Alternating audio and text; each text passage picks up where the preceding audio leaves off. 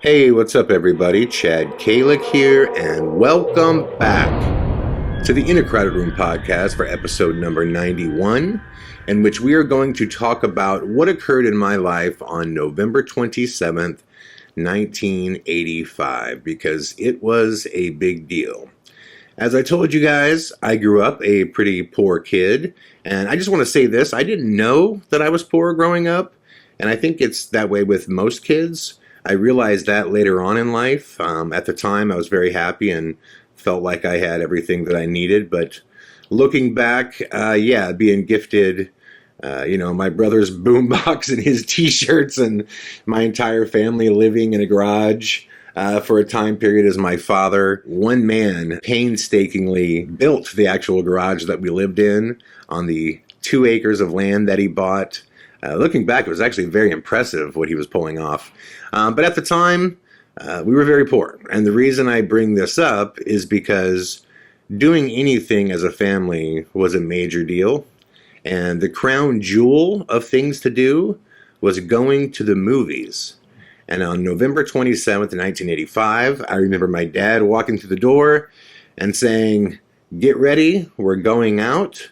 We are going to the theater." And I was like, oh my God, this is so dope, because I knew what movie he was taking us to see. We were going to see Rocky IV, which, if you haven't seen the Rocky series, Rocky IV was when Rocky Balboa took on Ivan Drago after Ivan had killed Apollo Creed in the ring.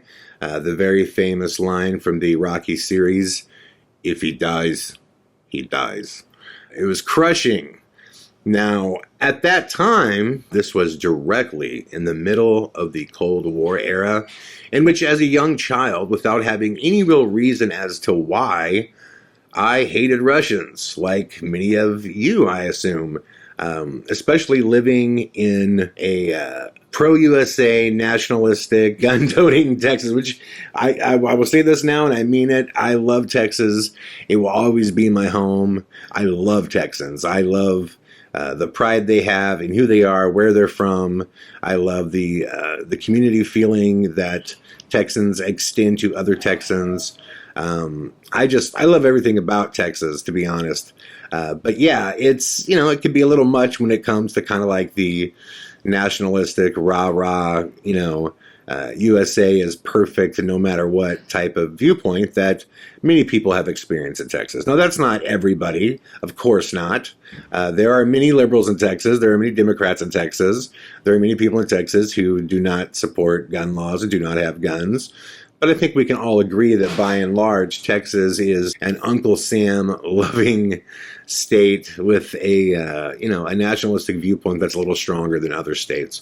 Also, if you hear some banging around going on, there is some construction going on outside my place, and it's just finishing up right now, so it should be done soon. Having said that, I was super excited to go see this movie. My dad was stoked. It was a great night. The family was stoked. But I want to explain this situation and how and how this all went down, because it was pretty incredible. I remember showing up to the theater, and there was just a massive, massive line in which the screening that we thought we were going to see was sold out. And I was so bummed out initially. I was like, no. We're here, like my dad's going to do it. We actually have the money to see a movie. Like, no. And there was one late screening, and, I had school the next day, and I was like, man, there's no way he's going to let us, see the late film and get home at like 1 a.m. and then go to school. But I was wrong, because as it turned out, my father really did want to see this movie badly as well. So what we did is we went across the street to Pizza Hut. And it was like a double win, We all, my family, my entire family, literally shared a small pizza. We each had like a slice and a half, and we all shared a pitcher of soda. And to me, again, that's eating like kings. I was like, I love it. I'm stoked. In which my dad said, if I take you guys to see this movie, you promise you're going to go to sleep right when you get home? We said, absolutely. Let's do it. Now, because we didn't see the screening that we planned and went to dinner instead, we're in line quite early. And as the time is coming forward in which they're going to take our tickets and let us in, people are getting more and more excited. And again, there's a massive line, and all of a sudden I hear, Rocky, Rocky, Rocky, Rocky. And the entire line, I swear to God, the entire line of people outside at this Southern Texas theater is chanting Rocky. I mean, as though he's a real fighter. I mean, it really felt that way. It felt like we're actually going to a boxing match. Which, as a young kid with an incredibly active imagination, I completely bought into it. I was chanting along with everybody, high-fiving people that you didn't know, which, again, I love that about Texas, that kind of camaraderie, that kind of good old boysmanship, you know. And I remember at one point I took off running up and down the line. Like, you know, when football players run out of the tunnel and they're giving high fives to their whole team. So, like, in the middle of it, I just took off and was giving everybody high fives that were chanting Rocky. And I could see that my dad was entertained with the fact that I was just, you know, eating this up. Of course, my mom was just all about it. She was talking to every human being that she could, being a social butterfly. My brother was just, just smiling, just into it all. So they finally take our tickets and we get inside, and oh my God, if you've ever seen all of the Rocky films, they've gotten really bad towards the end. The worst Rocky being Rocky 5, which was the Tommy gun one. That was just horrible. They've recently rebounded with Creed, which is, you could call Creed Rocky 6, or you can call it Creed 1, basically. Creed is the story of Apollo Creed's son, who ends up being trained by Rocky, and they bounced back because Creed was actually very good. But there's been some really bad Rocky films. There was Rocky 5 that was bad, and actually there was a Rocky 6 where he fought as an old man again against a young up-and-comer that he eventually lost to, and that one was okay. But the story just beat itself to death. But at the time, this was the crown jewel. Rocky 4 was awesome.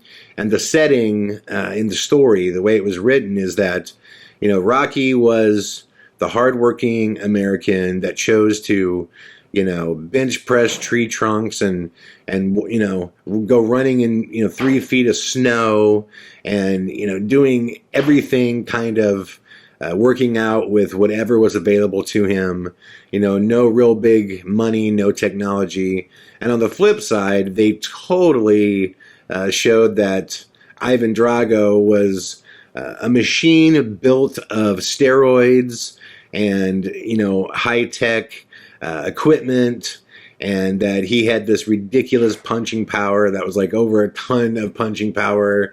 And it was basically staged that not only could Rocky lose, but Rocky would likely die if he fought Ivan Drago. And the film does a tremendous job. It really is written well. It does a tremendous job of setting up the fact that Rocky, is taking on not only Ivan Drago, but the entire Russian the Soviet Empire, basically. So by the time they fight, you're so invested.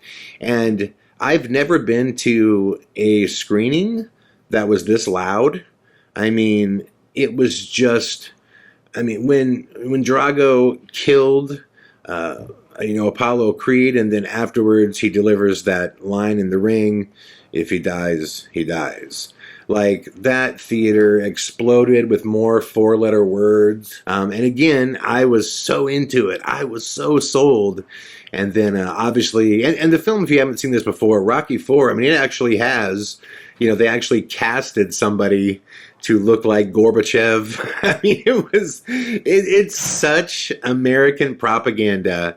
It is unbelievable, because what was interesting is, as I got older, especially in college, when I started studying like different countries' history and their warring past, and you would see these propaganda films that were made. Germany made a ton of propaganda films, and I remember thinking, Man, that's weird they do that, man. The US doesn't do that, though. But then when I started thinking about it, it's like, no, wait a minute. No, we totally do.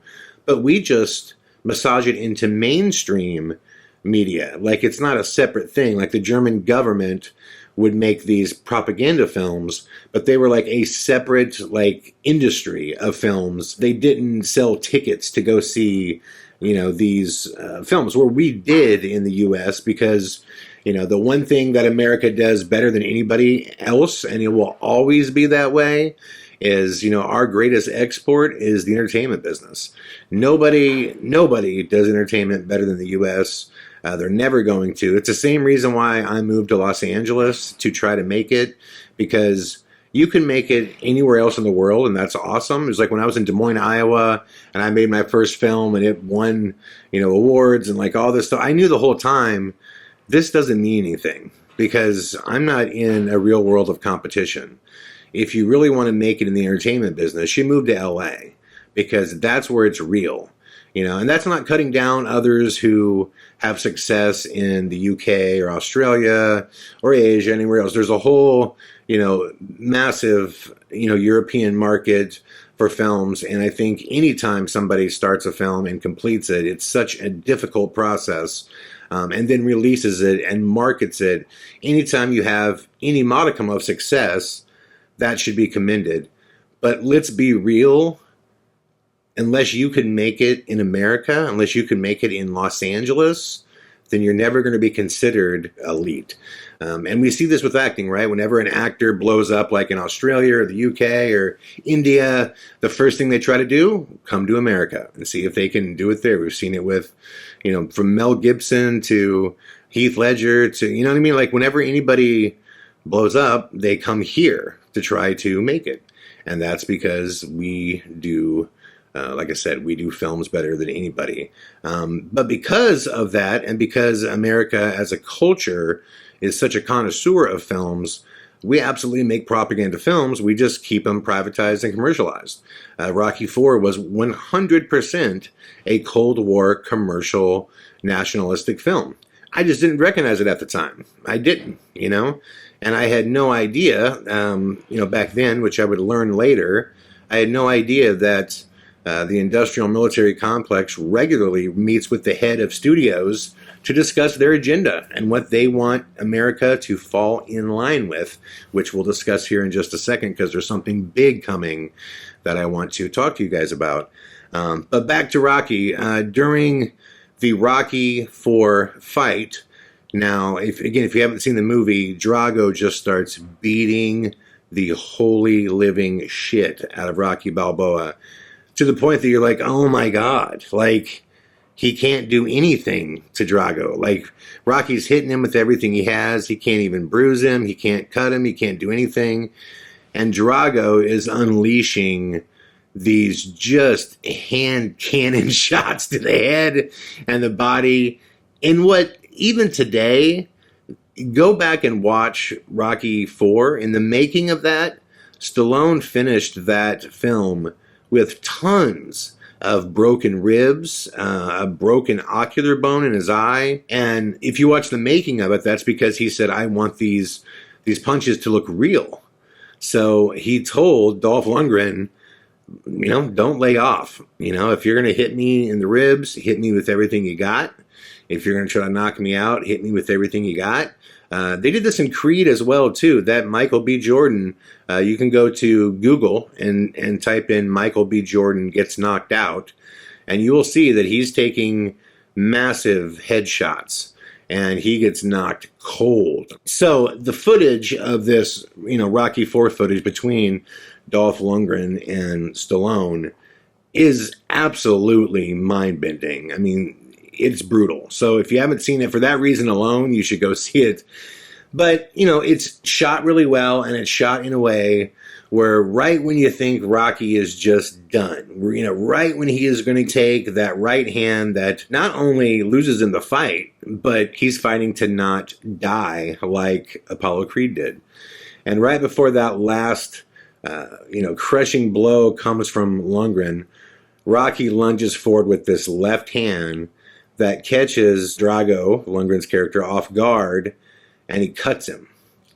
And there's this amazing moment in the film that is so badass where he's sitting in the corner and, Rocky's got his trainer, who most of the fight, the trainer just going, you're a bum, Rock, you're a bum, and all this shit.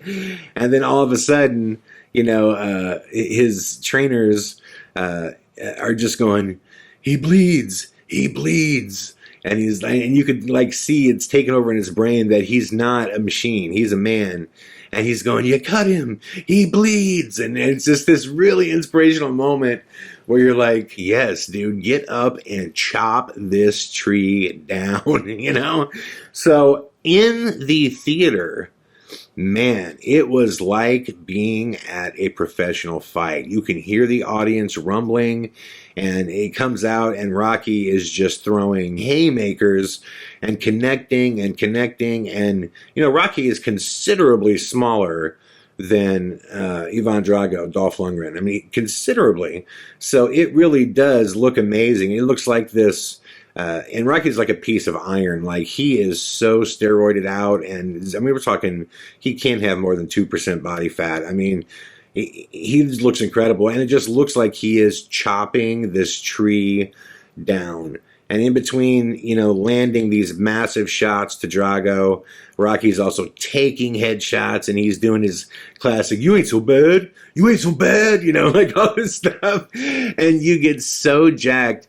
And I remember people were literally, like the entire theater, they were out of their seats. They were jumping up and down and screaming and airboxing, and I was too. I remember I hopped up and I was in the middle of the aisle, and as Rocky's throwing those haymakers, I'm throwing my haymakers, and it was just incredible. And when Rocky finally just lays him out, I mean, this place, it was deafening. The volume inside this theater was absolutely deafening. And I will never forget this because I've never been to anything like it. And when it was over, the film was over, like, we had all shared something. Like, everybody in that theater was talking to everybody and high-fiving everybody and giving bro hugs before they went home. I mean, it was incredible. It was incredible. Now, looking back on it right now, I'm like, man, what an amazing job.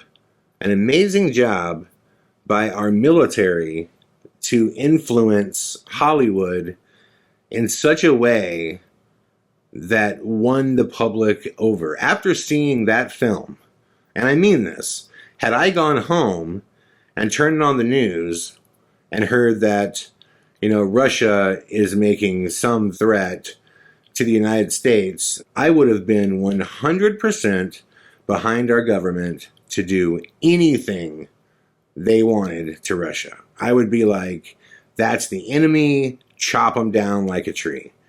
And that was the effect of this movie, this Rocky IV. It just had me believing that Russians were these cheaters that, used their money and their drugs and their steroids and all this stuff to get an edge, and they didn't care if they did something right or wrong.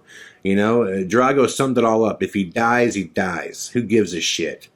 And I was like, those are evil people. Those are bad people. The Russians are bad people, and I'm not going to let them treat our country this way. I'm not going to let them say, if we die, we die. And I would have, even as a child, I would have been all for going to war with Russia, having no idea how bad that would be for the world. And I'm telling you, the energy coming out of that theater and the pure pride, the patriotism, the love of America was so emboldened in that theater. I am telling you, 100% of that theater that night would have absolutely voted to go to war with Russia right away. And it's because, they sold this image that these are bad people.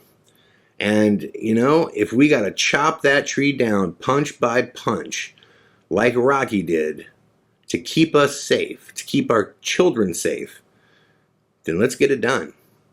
And I was just blown away. I was blown away by the precision that this was executed. And I'm talking later on in life, looking back and just going, wow, the industrial military complex sat down with the heads of Hollywood and said, Russia is the enemy. Let's come up with some films that inspire Americans to get behind any kind of potential war with Russia. Let's make sure that if we move into a Cold War that includes bombing and killing and even potentially launching nukes, let's make sure that America believes that Gorbachev and all of his citizens, his military, everything, they are evil. They are evil, and we are not going to let them hurt us. And the precision in which this was executed within Rocky IV was unbelievable. Absolutely unbelievable. Not only did the industrial military complex come together with Hollywood to install the patriotism with pinpoint accuracy, but it was other films beyond Rocky IV. I remember Red Dawn. Red Dawn was about the kids, right? The kids are in school, and out of the blue, the Russians just land and start going to war on our turf, our property. Again, this just inspired us to stop it and fight them over there before they ever get here. The movie War Games, the movie Spies Like Us, even in comedies. Remember Spies Like Us? Who were the enemies? The Russians, and it had you believing even in a comedy setting that Russians were evil. Invasion USA, Chuck Norris. I mean, come on, is there anybody more Americana than Chuck Norris? If Chuck made the Russians the enemy, then damn, they were the enemy. There was just so many films in which the enemy was Russians. Rambo would go down this path eventually. The Russians became the enemy as well. So there was just so many films that were absolutely setting this up. So should we go to war? Should that happen? If our government got to a place where they were like, okay, we are going to nuke the fuck out of Russia.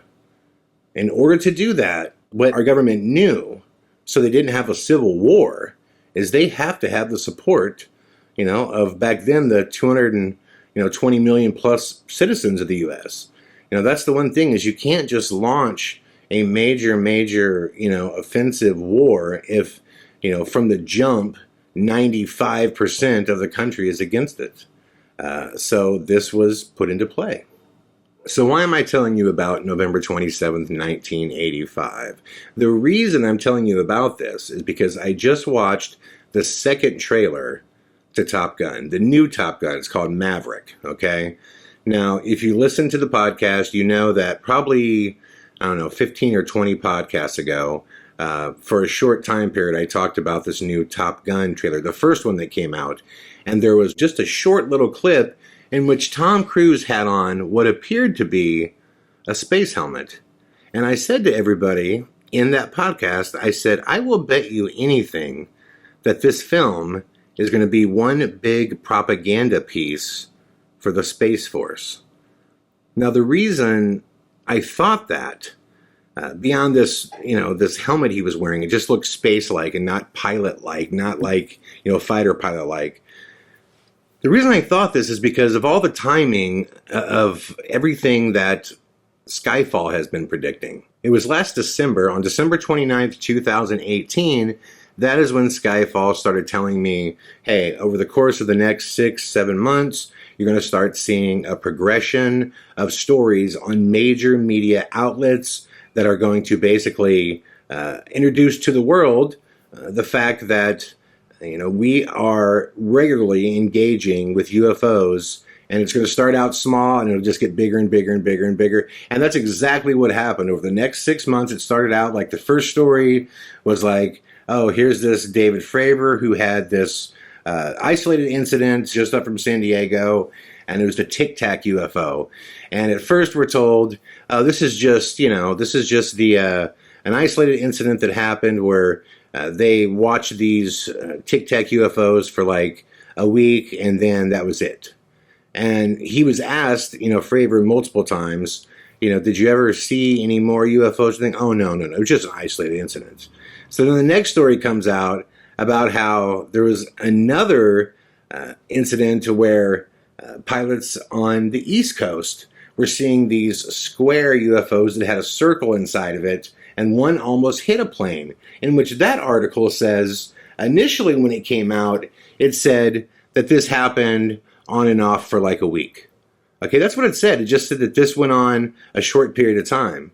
And then another article comes out in the New York Times in which 5 pilots now step forward and say, oh, yeah, these things were out there, but guess what? We see them on the regular, almost daily. Almost daily. So in a matter of 3 months, the press received the information from the Department of Defense. You know, at first it was just we had an isolated incident, and then it was like, oh, it went on for a couple weeks. And then it was like, oh, on the East Coast, there was some more, and that went on a little bit longer, and it was like 3 or 4 times that we ran into them. And then this big story comes out with 5 pilots that say almost every, day or other day, we were running into these UFOs on the East Coast. And then the next story is there was a time where we flew to the Middle East. We flew to the Middle East in which these things tracked us the entire way. And they didn't fight them. They didn't try to shoot them. They just claimed that these UFOs tracked them all the way to the Middle East. And I was sitting here going, oh my God. As you guys know, I've pointed this out, and there's going to be more about this, more things you don't know about this that are coming out in Phantom Rider. But, I mean, Skyfall was dead on. Everything he said was just dead on. There was a progression of stories, and each time they were all on major networks. Nobody was made fun of. Nobody was laughed at. And each time the story just got bigger and bigger and bigger. From we ran into something that was isolated to we're seeing them every day, and we have pilots engaging them every day, to now they're tracking us and following us across the world over to the Middle East. Now remember, Skyfall also predicted Trump's going to be impeached. This was last December, that's going on right now. He predicted that there's going to be a Middle Eastern war that is going to ignite, and that's definitely being staged and set up right now between Saudi Arabia and Iran, in which America is heavily involved. And they've already staged now that these UFOs followed us over to the Middle East. This is all happening. Now, there's more to this story, and I don't want to get into every detail about it because, again, Phantom Rider is coming out very soon, and you guys will hear all the details about what Skyfall has been predicting and much more. That film is loaded with information. But when I saw the Top Gun trailer, the first one, I was like, the timing of this, if this comes out in 2020, we're talking about 4 months ago that I saw this first trailer to Top Gun. So they were putting out trailers almost a year before the movie came out. When's the last movie that you saw where a trailer came out like a year in advance of the film coming out? That's such a long time. So after seeing this headgear in this, 3-second clip, I said, I really believe that this film is going to be propaganda to, stage and set up the importance of the Space Force. Now, remember this as well. According to Skyfall, the Space Force has existed since 1955. Now, I completely believe that because any kind of aircraft that you see right now, like, Trump and Pence are pushing this Space Force, any Space Force aircraft that you see in the future, which we're going to see, Space Force aircraft very soon. And Trump has been alluding to this as well. He in numerous interviews, he's been saying, we got some big news coming here very soon, some really interesting stuff. Mike's doing a great job. So they're staging that, something big is coming with the Space Force. So any plane or any vehicle that they're going to come out with and show us what we're flying, you got to remember this thing was constructed at least 50 years ago. I mean, we're still using, even though it's been officially, quote, retired, it's been proven that we're still flying the SR-71 Blackbird. And that was actually the first drafts of the engine for the SR-71 Blackbird was in the 50s. It wasn't completed and didn't have multiple versions of it until the mid to late 70s. So anything that we see right now that's flying for the Space Force was made 50 years ago. So again, Skyfall seems to be dead on with his prediction that the Space Force was actually established by Nixon. So for the first time today, I see the second trailer to the new Top Gun Maverick. And at the very end of the trailer, the very, very end, this is what happens. Watch this right now.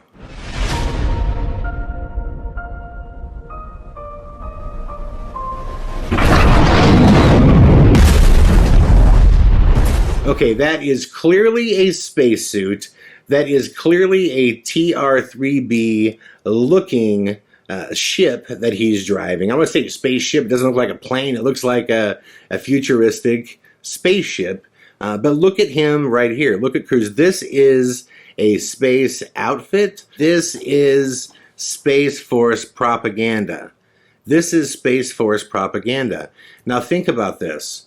They want to get this message across, the industrial military complex. They have all of this stuff they've been doing all year long with the press to establish that there are UFOs all over the world that we're running into all the time, that have almost hit our planes, that are tracking us to the Middle East, that we don't know what they are, and they're far superior to us. And that's scary because we just don't know what they can do. That's scary, right? That's scary, that's scary, that's scary. So scary that, you know, we're going to have Tom DeLonge, the dick and fart joke guy from Blink-182. We're going to have him deliver most of this information, because if General Mad Dog Mattis walked out and said, ladies and gentlemen, we have discovered something that is tracking us, something that has ability that far exceeds anything that we can do.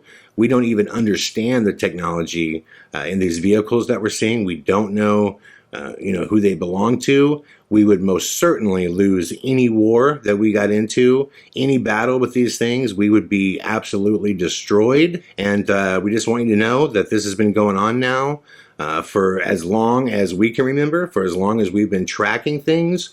We've been lying to you since the very beginning, way back to Project Blue Book, way back to Roswell. We have always lied to you. We have always made fun of people because the truth be told, we're scared. And if we're scared, we know the public will be. Now, what if General Mad Dog Mattis came out and said all that versus Tom DeLonge? I mean, I'm sure Tom DeLonge doesn't see it, partly out of excitement and ego, but he was chosen because he can deliver the same information that's terrifying in like this lighthearted way, and then follow it up with, hey everybody, not only have all these military guys around me told me that there are UFOs that are flying around and tracking our military, and if they wanted, they could decimate us, they could destroy us, they can do things in their machines that we couldn't even dream of in ours. Our pilots would be dead if we tried to pull these maneuvers. But guess what? We're going to build one. So everybody send us money and we're going to build our own flying saucer. You know, at that point I step back and I'm just like, man, this is so obvious what is going on. I can't believe anybody on planet Earth would not see what's happening here. This is just called a soft delivery. And I don't think DeLonge is the reason that it's so sketchy. I think, again, he's just reacting to the fact that he wants to be the man, and he loves the stuff, and he has a passion for it, and he's excited about it. So rather than have General Mad Dog Mattis scare the living shit out of each of us, you know, like I said, have DeLonge go out there and make it about building his own spaceship, you know? But the reason, again, back to all of this, the reason I bring all of this up is because at the end of this, you know, trailer of the second Maverick Top Gun trailer, you see, you know, the image that I just showed you. And if you look at the timing of everything that Skyfall has been saying, this is perfect timing too. This is perfect timing. You know, first he comes out and says, okay, in December of 2018, it says for the next 6 months, the government has decided to basically let America know that these things are real.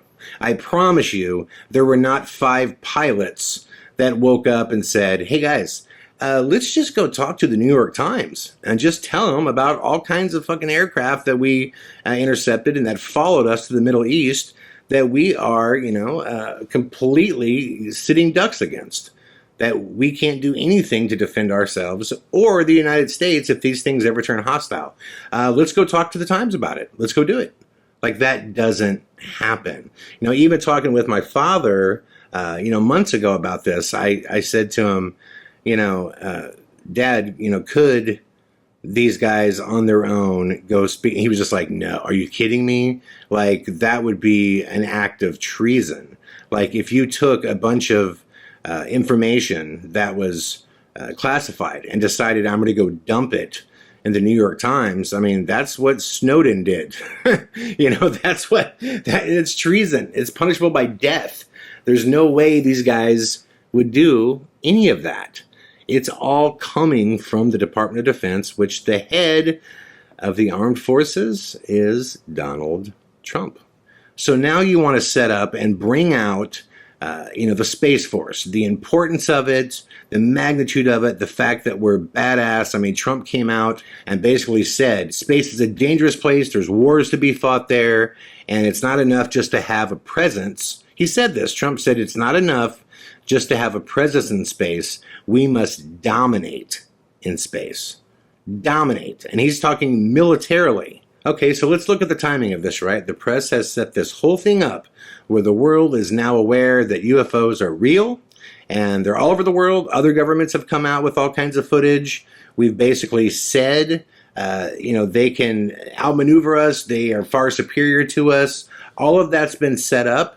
That's out there. We all know that, right? So now we need to get the word out there about the Space Force and how badass they are.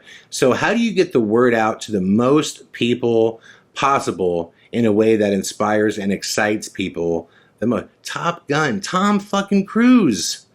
That's how. You go to the world's biggest movie star on every continent and you take a universally loved movie and you make part two, and you make it all about setting up the need for the Space Force. Now, Skyfall also said Trump was going to be impeached, but that he would win his second term, and that he has been selected. Skyfall says Trump has been selected to be the president that walks out on a stage to the world and says, ladies and gentlemen, we have a major announcement to make. We can confirm we are not alone. We have met with extraterrestrials. They are real. Okay?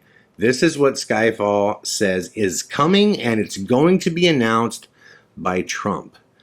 My question is it going to be announced before the release of this Top Gun? Because if it was announced right before, what would make everybody feel awesome is this film that basically shows how badass our Space Force is. Okay? So could this announcement come in the first year of Trump's second term? Could it? I think it's possible. I think it's possible. And if it doesn't come before the release of this second Top Gun film, Maverick, I think it's going to come right after.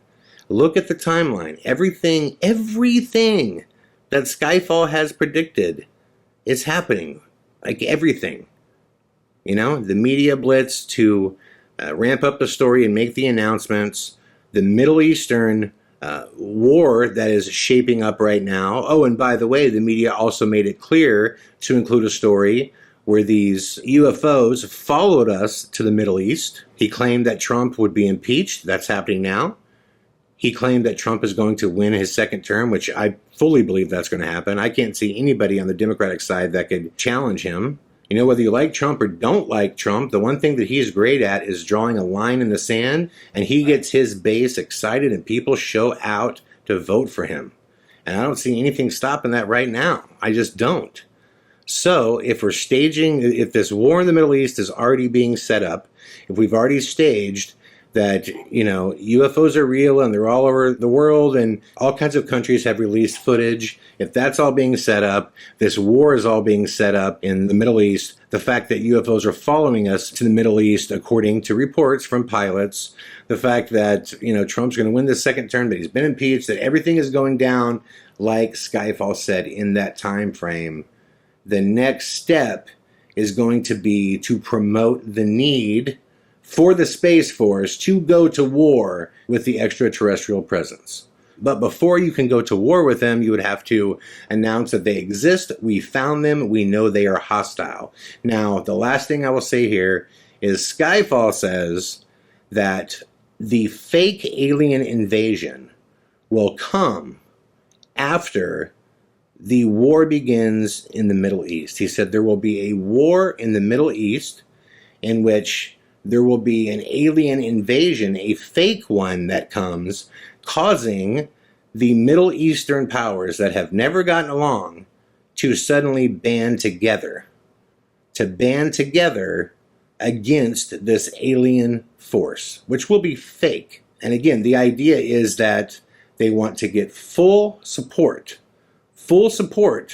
of the world behind a war against aliens. Now, what Skyfall's also saying, though, is after this fake alien invasion, he's saying the global leaders, the power elite, that they know of a real date, that there is a real invasion coming, in which it's not going to be a military invasion. It's going to be a technological one, in which basically aliens are coming. The extraterrestrials are going to reveal themselves finally. They are going to reveal their history, their role in our history as far as mankind goes. They are going to reveal zero-point energy for us to make sure that we never again have to pay for energy. And they are going to usher in a protocol for a peaceful existence that does not threaten the galaxy or other countries with nuclear might. Now remember, the global elite, the industrial military complex, and the energy kings do not want this. And Skyfall says that is when the real war will take place between humanity and the extraterrestrials, in which, of course, he claims this cannot happen because we will be decimated. The extraterrestrials, according to Skyfall, do not want to hurt us in any way. They do not want to. But they will not let us threaten the universe either. So my question is, are we going to see Trump make that announcement before or after the release of this Maverick film? Because you know, the second this film comes out, everyone is going to be so stoked about the Space Force. So stoked. It just seems like a major tool in getting people pumped up. And it's effective. Guys, November 27th, 1985, as a child, I was jumping, through the hallways of this theater, totally ready, even as a child, not understanding anything, ready to go to war against Russians, against people I didn't even know, because they were the presumed enemy that could, bring about, destruction to my way of life. And if Skyfall is correct, and so many other people, there's about to be a staged event.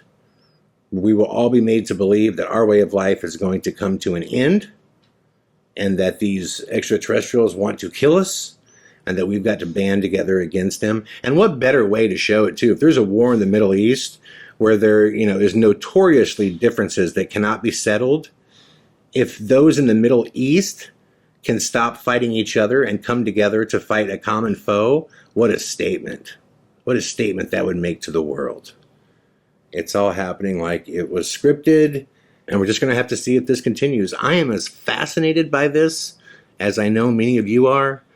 These are not my predictions. I don't know what's going to happen. I just know that a lot of things on Skyfall's timetable are happening, and I'm blown away. I'm blown away by what seemingly is playing out right in front of our eyes. But what I do know is that in 2020, Maverick is coming out. And my guess is that when it comes to the industrial military complex, it's probably going to be the greatest propaganda film ever released. And I don't mean great as in an opinion as to how good it is. I mean scale.